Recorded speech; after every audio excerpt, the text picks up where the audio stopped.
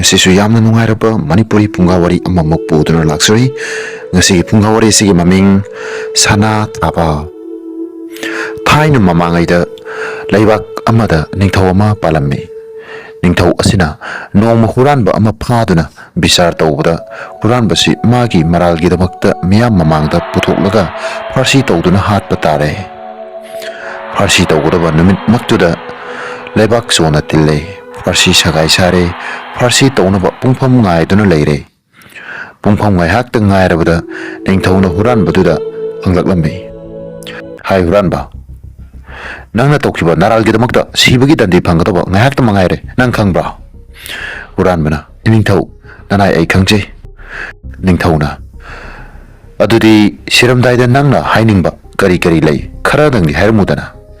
nangi nupi angangdana kari kari pau seningba ekhoida tamamu haibige asumna hairabada huranbana mulaklammi iningthau nanai ai kari thoidokpa haijaningai leijade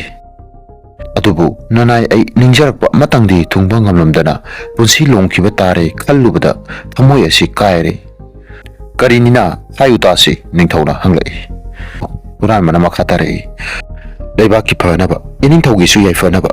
nanai aina sana thage haina khanjarpa kuirabani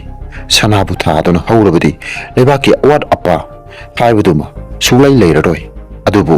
onthokpani nanai ai sibana hankiba tare ningam maudeda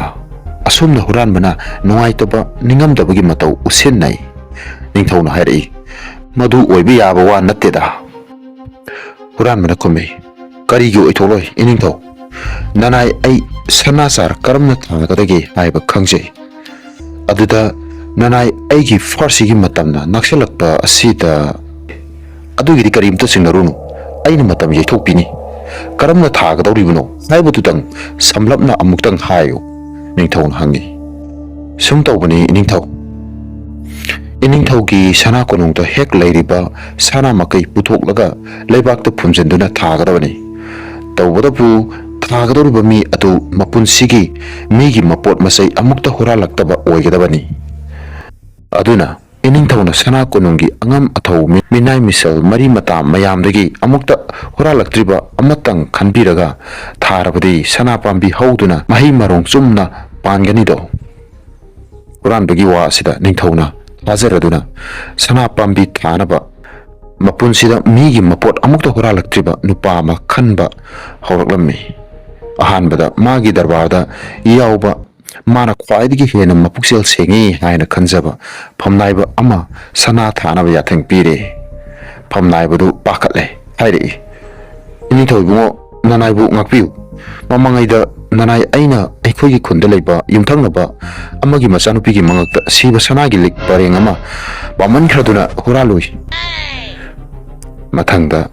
ningthauna mana khwaidigi hena thajana thamjaba bor mantri aduda amu aire bor mantri adusu yadre hairi iningthau nanai aigi itik oiba thabak nasadeda aisu ningthaugi bukai langaidagi aigi lenaigi oinaba sel thum khara kharadi adum laujaido asumna ningthauna magi masil mabai mari mata phamnai ba asanba manai sing koksinduna sana thabagi thabak sinai adubu mapunsida migi mapot sunghu hurandaba amata yarumdaba maramna makoi kana amatana thabak asi tau haiba yadre mi kana amatana songthorok trabadudadi huranbana ningthauda haijari iningthau nanai singi marakta hurandaba kana amata yarumdrabana sana thaba yaruidawri adudi lebaki mapi mapa oina iningthauna thabiro sanasi madu tabda ningthausu ninghanai aisu kadaidagi yagadagi aisu lebaki pukai langaidagi sangalupa lona loktokuna lanagi oiba thabak thoramda sisinai aduna aisu migi mapot amukta huralaktri haibadi yate asumna hairammi asumna sanging bada lebak adugi manungda migi mapot amukta huralaktaba kana amata yaudraduna sana thaba ngamdre adudagi ningthauna huranbada hairi hai huranba kana amata sana thaba ngamdrabanina nangbu farsi tawba tare huranbana hangi karigi ningthauna kummi huranbagi malga konana phabagi Huranbana khumi. Kari wano, huranbadi ithantasu natana, pumnamak loina huralaga. Aibuna malga konana phai, haibagi wadani. Mayam leribasisu masa masana hurali hajari. Sab mane, farsi tauba tarabadi. Aya kakta tauba yaroi. Huranba pumnamak farsi taudun hakchadabani. Ining thausu aduga phamnaiba pumnamaksu farsi sagai mathakta kabi batare. Huranbagi kakpa yadraba Marai asida ningthau maichire. Pumnamak loina awaba taaba tare haiduna